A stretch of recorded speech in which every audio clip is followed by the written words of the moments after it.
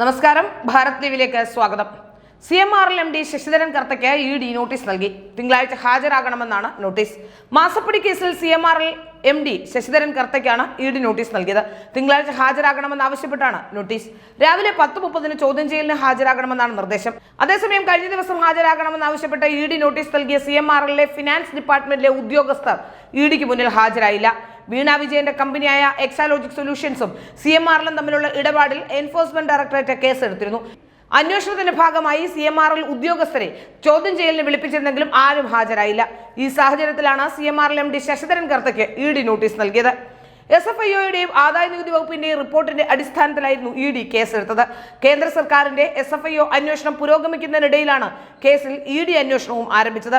മുഖ്യമന്ത്രിയുടെ മകൾ വീണ വിജയന്റെ എക്സാലോജിക് കമ്പനിയും CMRLും തമ്മിൽ നടത്തിയ 1.72 കോടി രൂപയുടെ സാമ്പത്തിക ഇടപാടിലാണ് ED അന്വേഷണം പുരോഗമിക്കുന്നത്.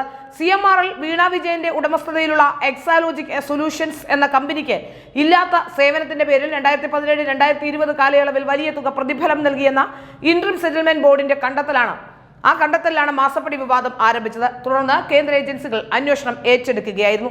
ഏതായാലും CMRLന്റെ ഫിനാൻസ് വിഭാഗം ഉദ്യോഗസ്ഥരെ EDക്ക് മുന്നിലേക്ക് ശശിധരൻ കർത്ത വിട്ടില്ല എന്നാണ് മനസ്സിലാക്കാൻ സാധിക്കുന്നത്. കാരണം ഫിനാൻസിലെ ഉദ്യോഗസ്ഥരൊക്കെ ആകുമ്പോൾ ചെറിയ ജോലിയൊക്കെ ചെയ്യുന്നവരാകുമ്പോൾ യഥാർത്ഥത്തിൽ സത്യം പറയാനുള്ള സാധ്യതയുണ്ട്. അതുകൊണ്ടായിരിക്കും ഒരു പക്ഷേ ഏതെങ്കിലും രീതിയിൽ സത്യം പറയാതിരിക്കാനുള്ള മാർഗങ്ങളാണ് ശശിധരൻ കർത്ത അവലംബിക്കുന്നതെന്ന് പോലും സംശയിക്കേണ്ടിയിരിക്കുന്നു. കാരണം ശശിധരൻ കർത്തയുടെ മൊഴി വളരെ പ്രാധാന്യമുള്ള ഒരു മൊഴി തന്നെയാണ്. അവിടുത്തെ ഫിനാൻസ് വിഭാഗത്തിന്റെ മൊഴിയും പ്രാധാന്യമുള്ളതാണ്. മാത്രമല്ല SFIOയുടെ മുന്നിലൊക്കെ ചെല്ലുമ്പോൾ അല്ലെങ്കിൽ ED അന്വേഷണവുമായി ബന്ധപ്പെട്ട് അവിടെ ചെല്ലുമ്പോൾ തീർച്ചയായും അവർക്ക് കീഴടങ്ങേണ്ടി വരുമെന്ന കാര്യത്തിൽ സംശയമില്ല. കാരണം ഈ കേസിൽ ആദായനികുതി വകുപ്പിന്റെ ഇന്ററിം സെറ്റിൽമെന്റ് ബോർഡിന്റെ കണ്ടെത്തലിനെ തുടർന്ന് പിഴ അടച്ചു പോകുന്ന ആളാണ് ശശിധരൻ കർത്തയുടെ CMRLും ശശിധരൻ കർത്തയുടെ കമ്പനിയും.